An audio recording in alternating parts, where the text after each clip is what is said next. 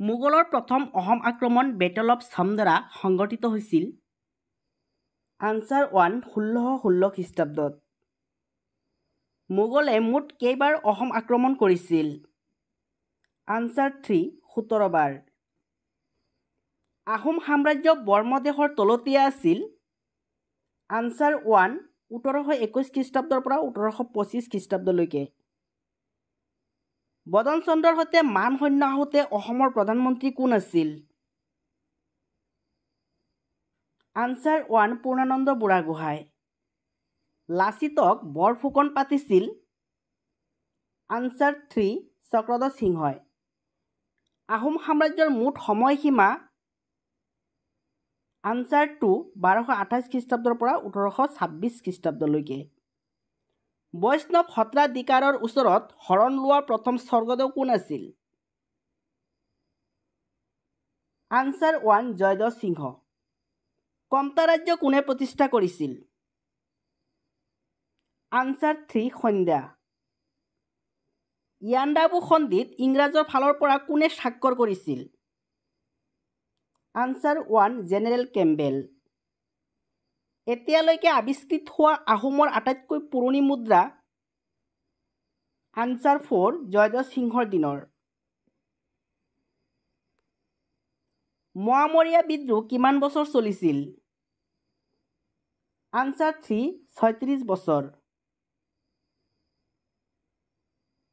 কোনজন ৰজাৰ পৃষ্ঠপোষকতাত শ্ৰীমন্ত শংকৰদেৱে গুণমালা পুথিখন লিখে? আনচাৰ 2 নৰনাৰায়ণ। কোচ মুদ্ৰাক কি নামেৰে জনা গৈছিল?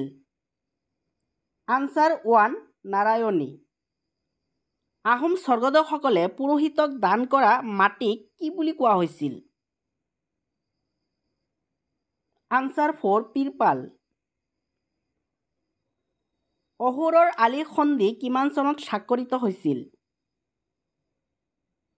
আনচাৰ 1 1639 খ্ৰীষ্টাব্দত।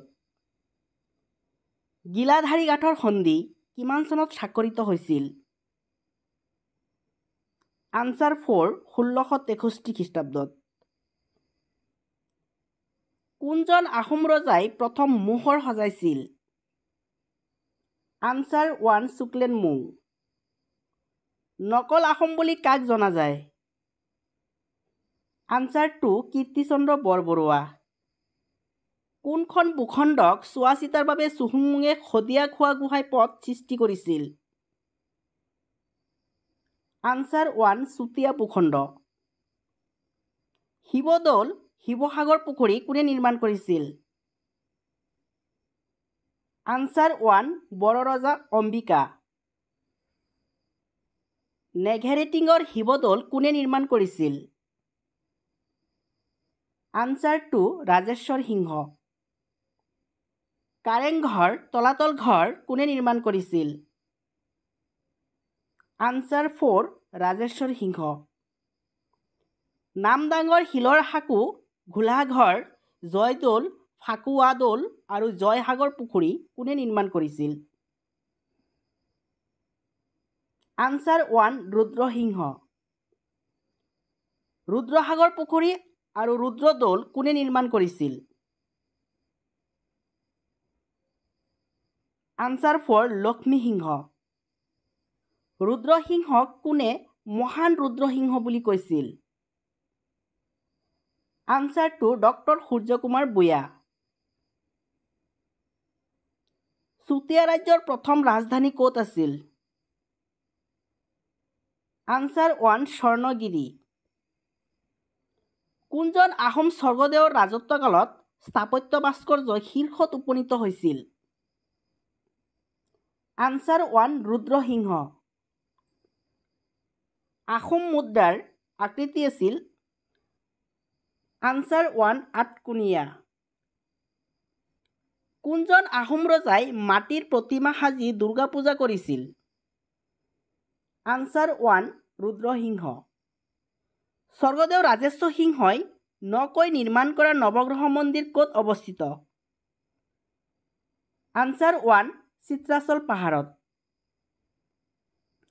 আহোমৰ হে ৰাজধানী ক'ত আছিল? আনচাৰ 1 যোৰহাট। আহোমৰ বিবাহ পদ্ধতিৰ নাম আছিল আনচাৰ 3 চকলং। অসমীয়া ভাষাত প্ৰথম বুৰঞ্জী লিখা হৈছিল আনচাৰ 1 16 শতিকাত। মিৰ জুমলাৰ লগত অসমলৈ অহা বুৰঞ্জীবিদ কোন আছিল? আনচাৰ 1 চিহাবুদ্দিন। ৰংপুৰ নগৰ কোনে প্ৰতিষ্ঠা কৰিছিল? আনচাৰ 1 ৰুদ্ৰসিংহ। কোচসকলৰ আদি পুৰুষ কোন? আনচাৰ 2 হাৰিয়া মণ্ডল। ইটাখুলি যুদ্ধৰ সময়ত মোগল সেনাপতি কোন আছিল?